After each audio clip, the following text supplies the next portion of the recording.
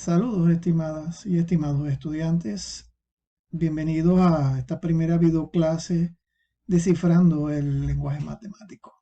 Soy el ingeniero Jorge Pirela, su profesor, esperando que este inicio del acto sea productivo y de mucho provecho. Bueno, esta videoclase tiene el objetivo de enseñarles a ustedes que el lenguaje matemático es como una poderosa herramienta por la cual podemos disponer para interpretar el mundo que nos rodea.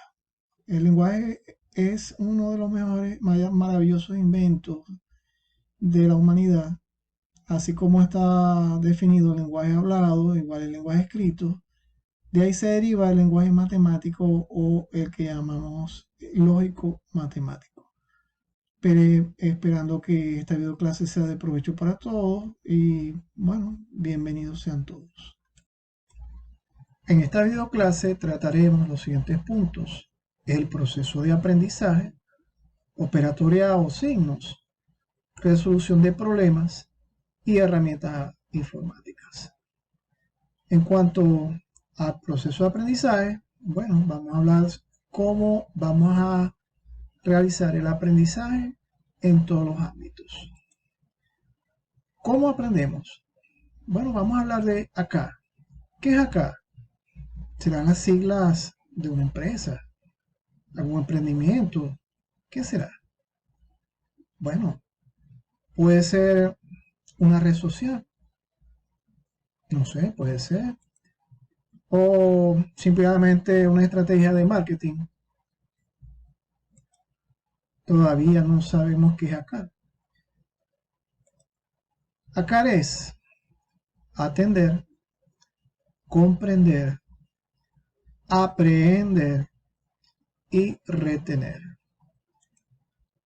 Atender es el primer paso, la primera fase del proceso de aprendizaje, que consiste en aplicar una actividad mental o los sentidos a un determinado estímulo u objeto mental o sensible que nos está llamando la atención en un momento dado. Por ejemplo, la observación de fenómenos naturales o que ameritamos realizar una concentración sobre un proceso de lectura o en una conversación o un diálogo.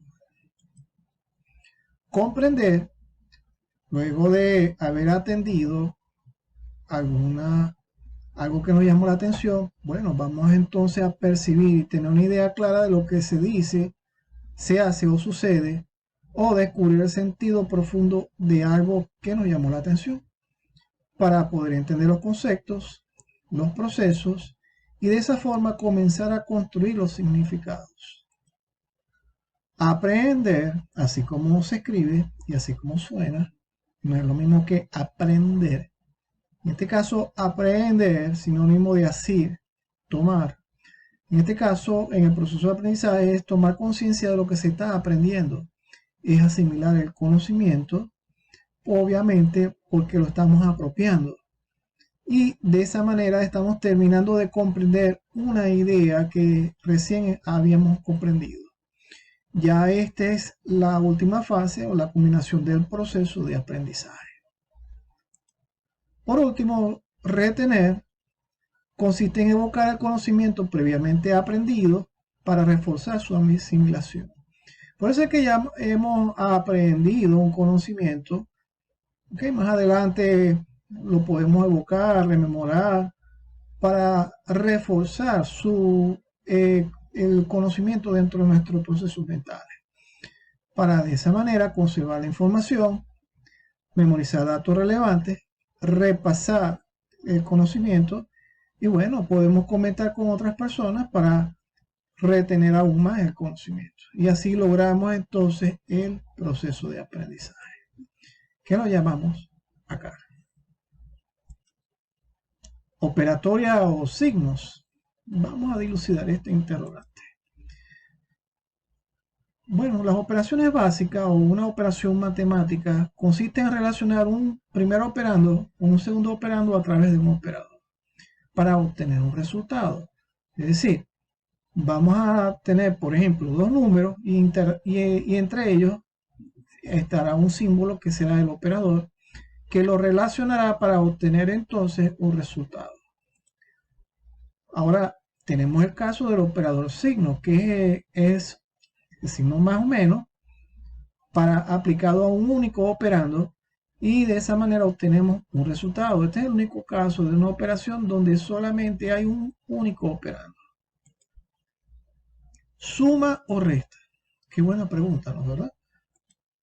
Vamos a ver una bandera. Tenemos 5 estrellas. Vamos a agregarle 3 estrellas. Procedemos entonces a realizar la operación. ¿Cuál es la operación? Estamos sumando. 5 más 3, 5 estrellas, más 3 estrellas, ahora son 8 estrellas. Lo que vemos en una representación simbólica de una bandera, lo estamos traduciendo a lenguaje matemático. Igualmente, la resta sería la operación contraria. Ya no estamos agregando, estamos quitando. Vamos a quitar otra vez esas 3 estrellas. ¿Qué significa esto?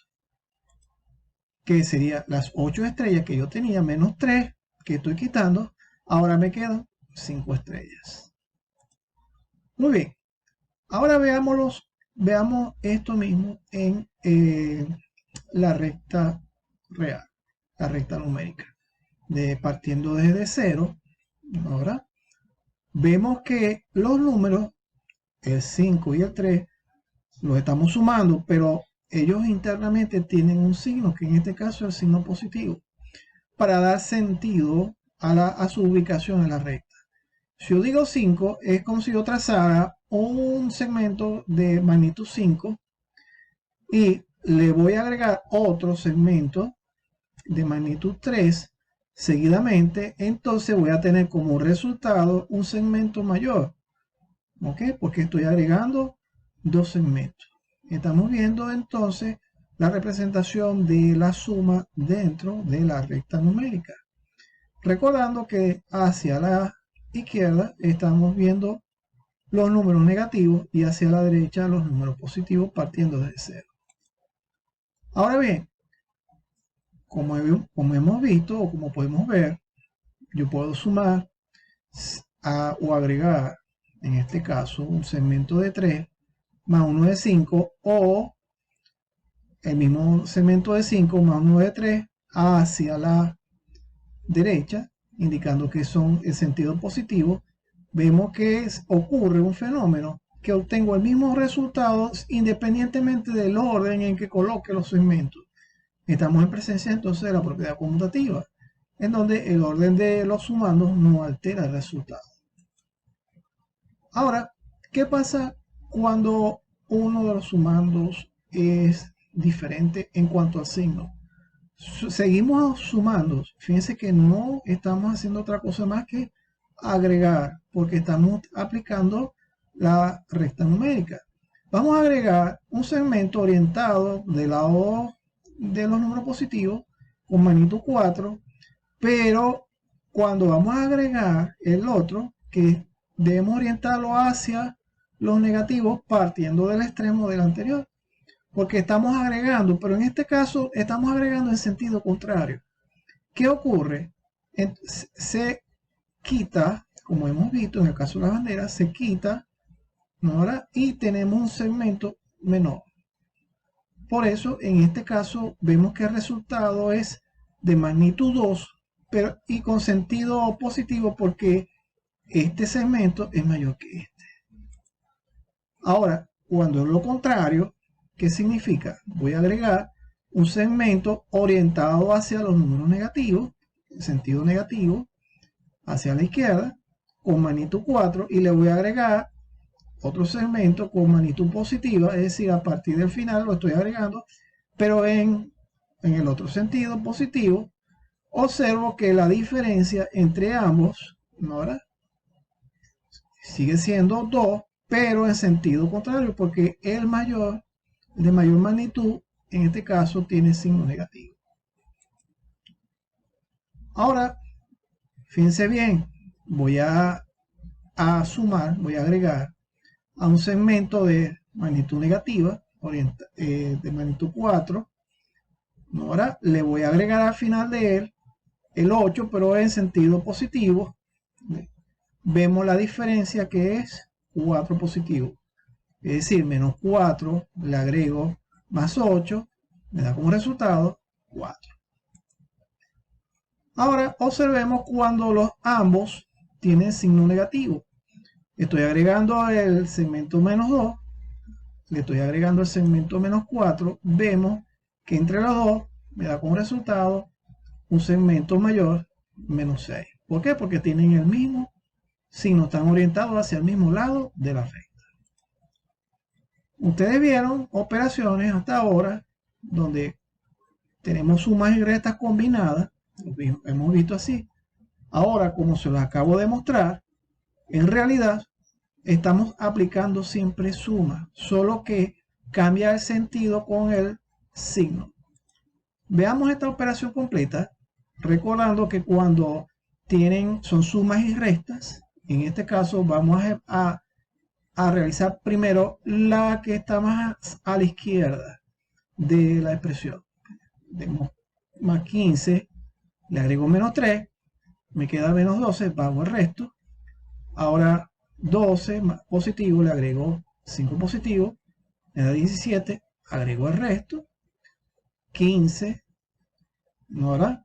Sería el resultado de 17 positivo menos 2, me queda 15, bajo el resto, lo que me queda, y veo 15 positivo, le agrego 1 negativo, me queda 14. Muy bien, ahora observemos cómo se vería normalmente sin los signos, igual como lo conocemos hoy en día. Siempre de izquierda a derecha cuando es sumas y restas. Veamos la multiplicación. Por ejemplo, 4 por 2 es 8. ¿Qué significa 4 por 2? Que estoy haciendo sumas sucesivas de tantos números. Es decir, el 4 me está indicando que 4 veces voy a sumar 2. ¿Ok? 4 veces voy a sumar 2 para obtener 8. Así como lo estamos viendo, 4 por 2 es igual a 2 más 2 más 2 más 2 igual 8. Ahora al revés, 2 por 4, ¿qué significa 2 por 4? Que voy a sumar 2 veces el 4. Muy bien, voy a sumar 2 veces el 4 y obtengo 8. Ya como lo acabamos de ver, 2 por 4 es igual 4 más 4, 8. Muy bien. Vamos a hacer énfasis con los signos. Vemos el signo positivo en 4 y el signo positivo en 2. Veámoslo ahora en la recta real. Fíjense bien lo que acabamos de decir. Vamos a sumar 4 veces el segmento 2 en sentido positivo. Entonces, por eso es que me queda 8 positivo, pero este signo que está acá es del factor que estoy utilizando, en este caso 4, para hacer la suma sucesiva. Es lo mismo que yo si dijera 4 por 2 como 2 por 4. Ahora, 2 por 4, 4 veces 2, o 4 por 2, es decir, 2 veces 4. Siempre nos va a dar 8 porque estamos aplicando la propiedad conmutativa. Ahora, cuando tenemos que hay un signo negativo, vamos a multiplicar en 4 por menos 2, eso significa que vamos a sumar 4 veces menos 2. ¿Qué significa esto? Debemos empezar desde 0, pero en sentido contrario. 4 veces 2 me da menos 8, pero tengo el signo del factor que está aplicando la suma sucesiva. Ahora, si estamos aplicando propiedad conmutativa, es lo mismo que yo diga 2 positivo por menos 4 o 4 positivo por menos 2. Siempre, como son signos diferentes, me va a quedar un resultado negativo. Sabemos que al estar el positivo por fuera no significa nada, pero vamos a denotarlo. Ahora, ¿qué pasa cuando es menos 4 por menos 2? La cosa es un poco interesante. Es como si invirtiéramos un poco lo que acabamos de decir. Es como si fuéramos de atrás hacia adelante. Vamos en el sentido positivo. ¿Por qué vamos en el sentido positivo? Porque sé muy bien que 4 por 2 es 8. Ahora, este negativo es del menos 2. Y este negativo que va por fuera es del 4. ¿Ok? Pero ¿qué ocurre? Simplemente vamos en sentido contrario. Por eso es que nos queda positivo. Pero eso, vamos a... ¿Qué significa esto? O sea, de verdad que como que no se entendió. Vamos a verlo así. Menos 8, cuando yo saco este menos, cancela y se convierte en positivo. Es como si yo dijera la negación de verdadero. La negación o lo contrario de verdadero es falso. Ahora, cuando yo saco este paréntesis, la negación de falso es verdadero. Ahí está la razón de por qué menos por menos es más. Entonces, más por más es más por menos es menos por más es menos y menos por menos es más.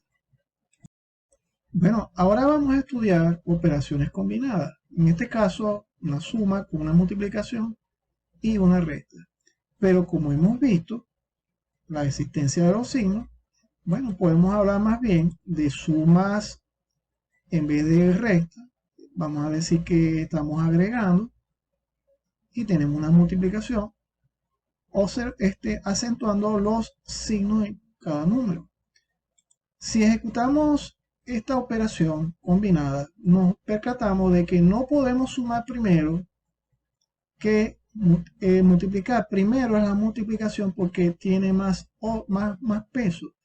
Recordemos que estos son dos factores. Este factor le está indicando a este cuántas veces de sumar. Es decir, es como si hubiesen más sumas acá que esta sola. Entonces, por esta razón, tiene más peso la multiplicación.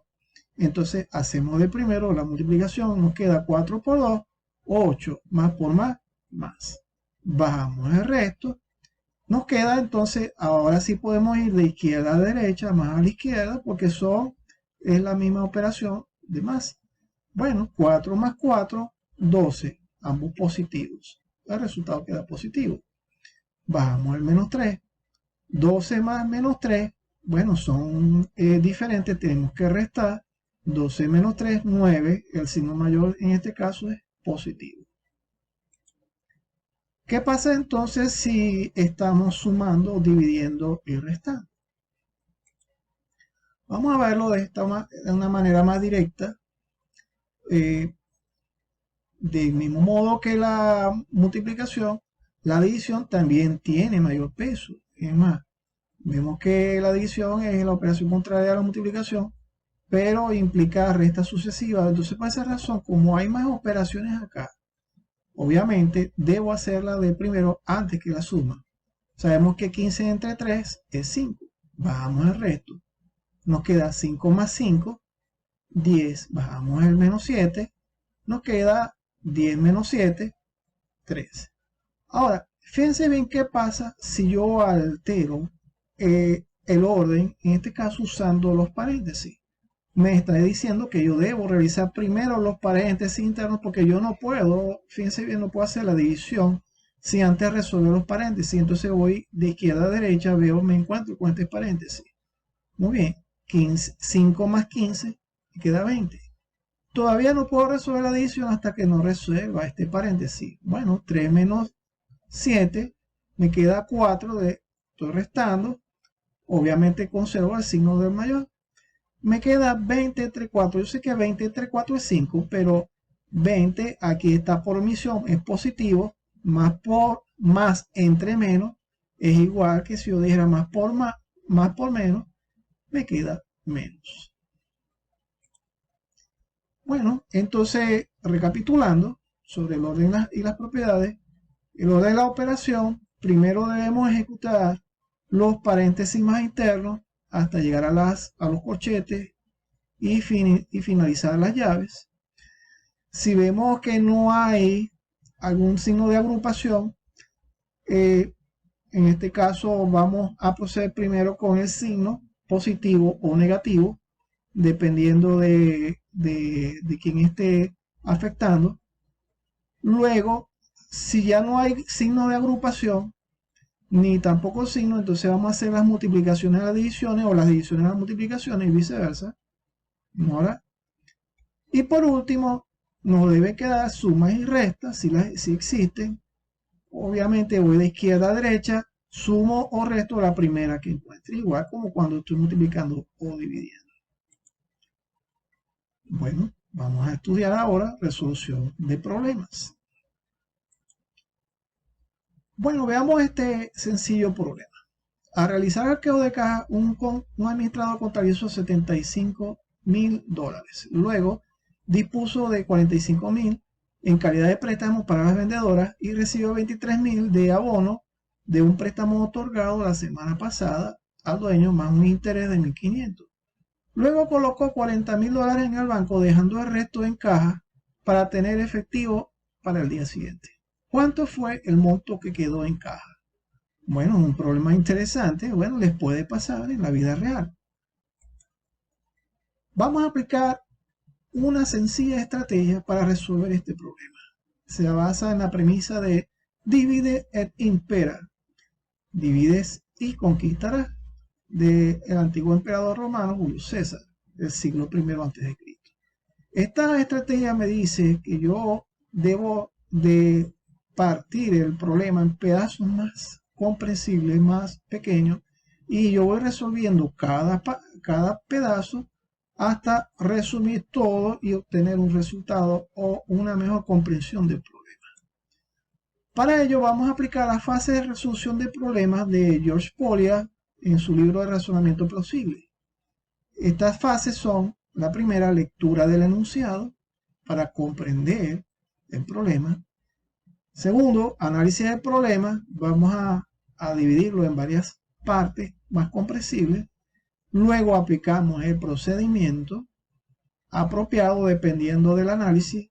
Y por último, la comprobación, que sería el proceso inverso de ya obtenido los resultados. Vamos a devolvernos entonces a las fases anteriores para verificar si el resultado es correcto. Bueno, vamos a proceder entonces con la primera fase, que es leer el enunciado. Leemos el enunciado para comprender el problema y el contexto del mismo. Por ejemplo, primero y principal, vemos el problema y lo clasificamos. ¿De qué tipo es? Algebraico, combinatorio, geométrico. Puede ser en este caso algebraico porque estoy viendo porque hay muchos números, más que todo en cantidades monetarias. Encontrar cuáles datos y cómo manipularlos o qué operaciones deben realizar. En este caso encuentro los datos y las palabras clave. Y destacar las partes que me llamen la atención, subrayando o encerrando en pequeños cuadros. Por ejemplo, estoy leyendo que al realizar el arqueo de caja, el administrador contabilizó $75,000. Luego dispuso 45, ¿verdad? Sigo leyendo, recibió 23,000 de abono. Sigo leyendo, más un interés de 1,500. Y colocó 40,000 en el banco. Por último, debo indagar cuál es el resultado que se está esperando resolver. En este caso, ya quedó un resto en la caja. Y esa es la pregunta clave. ¿Cuánto fue el monto que quedó en caja? ¿Lo ven?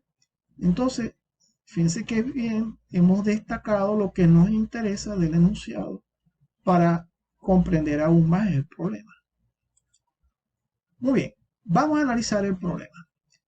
Ya hemos destacado, hemos leído el enunciado y hemos destacado lo que nos interesa. Vamos a proceder con la extracción de los datos, donde analizamos que contabilizó 75,000. Bueno, ese es nuestro monto inicial porque es el comienzo del problema. Y los demás van en secuencia. Entonces ya estoy viendo ahora que voy a comenzar a hacer una traducción de lo que me está indicando allí en el enunciado. Por ejemplo, vemos que sumar se puede traducir en contabilizar, totalizar, recibir, agregar, más, acreditar. Cuando yo vea esas palabras, estoy sumando. Restar sería disponer, extraer, colocar en otro sitio, debitar. Multiplicar sería aumentar en, agrandar en. Y dividir sería seccionar, o cuando digo a la mitad, o un tercio de. Muy bien, entonces vemos que hay varias operaciones que indican que estamos traduciendo en restas y sumas, partiendo de un monto inicial. Muy bien, ya hemos extraído los datos. Vamos entonces a aplicar el procedimiento correcto que se derivan de estos datos. En este caso, ya acá lo vimos no hace mucho, que serían operaciones combinadas de suma y resta. El procedimiento correcto es ir de izquierda a derecha hasta encontrar el resultado. ¿Lo ven? Y recordando las propiedades de las operaciones. Por último, realizamos la comprobación, que es sintetizar el proceso para verificar si el resultado es el correcto. En este caso vamos a realizar el proceso contrario, partimos del resultado, vamos viendo los pasos previos para ir verificando que efectivamente obtenemos la misma expresión original. ¿Ok? La misma con que iniciamos el análisis. Bueno, por último, algunas herramientas informáticas que vamos a aplicar en este lapso. La más interesante es con la que podemos realizar las tareas, haciendo énfasis en que el uso del editor de ecuaciones es sugerido. Pueden ustedes utilizar en su defecto, si no lo dominan, pueden utilizar capturas de pantalla, pero tienen que insertar esos capturas en orden dependiendo de las preguntas y tal y cual como se los pide a ustedes en la plataforma. Pero hago énfasis en el uso del editor de ecuaciones porque es bastante fácil. ¿Ok? En realidad no tiene mucha dificultad su uso. Vamos a verlo acá en acción. Por ejemplo, vamos a hacer esa operación. Fíjense, vamos a insertar una ecuación. Es tan sencillo como ir tipeando. Tipeamos las operaciones. ¿Ok? Tan sencillo como eso. Necesitamos, qué sé yo, unos paréntesis. Bueno, lo ubicamos. Tipeamos los paréntesis. Fíjense que él coloca ya para ir como una especie de plantilla para seguir tipeando. Ok, yo después utilizo la flecha, en este caso hacia la derecha, para seguir escribiendo, y si necesito más paréntesis, sigo redactando. Ok, fíjense cómo él va elaborando y los paréntesis se van colocando. Claro, aquí obviamente en realidad debí utilizar llave y corchete, solo que estoy utilizando un ejercicio que se había usado anteriormente en la plataforma. Fíjense cómo queda. Podemos destacar en negrita, con otro color. ¿Lo ven? Ahora voy a resolver, fíjense, haciendo constar, fíjense, estoy copiando y pegando, sombríe, control C, control V, pero haciendo destacar que el editor de ecuaciones no resuelve las operaciones, sino que simplemente sirve para tipear. Le facilita las labores de edición de cualquier operación. Más que todo, que a veces cometemos errores. Por ejemplo, el más clásico de todo es dejar algún paréntesis abierto o uno cerrado sin su respectiva pareja. Aquí podemos ir ordenadamente tipeando. Fíjense que lo que he hecho es sustituir. Okay. Fíjense, ahí tenemos un caso de cambio de signo. Sombreo, copio, control C, después control V para pegar o editar, copiar.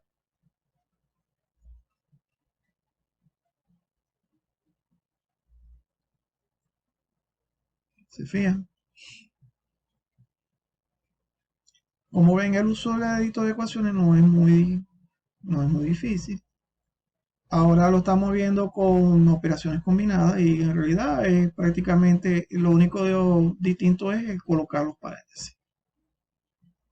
Más adelante veremos en otros ejercicios, como por ejemplo hacer fracciones, pero ustedes pueden ir avanzando y pueden ir practicando. No es difícil, es utilizar todas las herramientas de diseño de editor de ecuaciones que ustedes encontrarán arriba en en las opciones de Microsoft Word.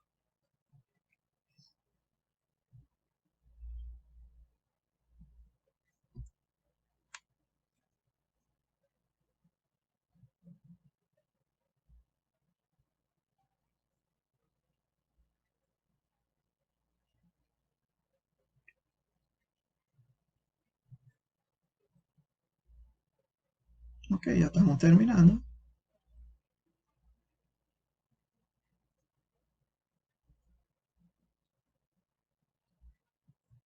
Listo. ¿Lo ven? Bastante fácil. Bueno, ahora veamos la otra herramienta que dispone en este caso Google Docs, que es una extensión que se llama Equatio, bastante simpática, ya la van a ver. Vamos a correr el video.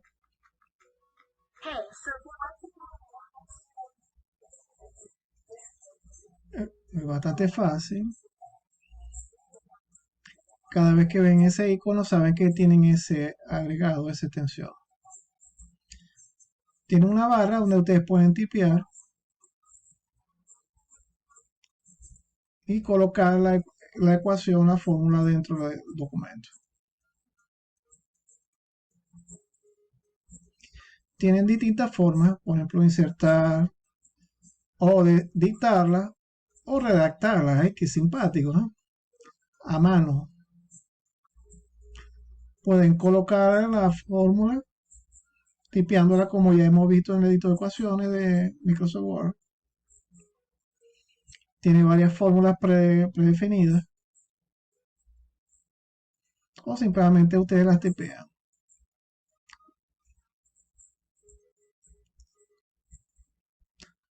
Y fíjense esto, bastante simpático. Ustedes pueden colocar su ejercicio a mano en una hoja. Después con su celular capturan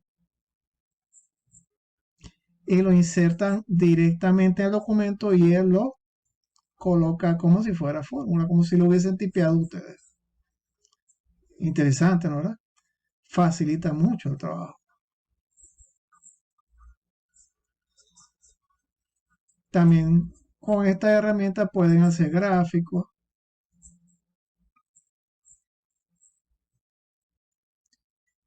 Bueno, ya esto es objeto de otras asignaturas. Bueno, muchas gracias por su atención, mis estimados y estimados estudiantes. Hasta la próxima videoclase.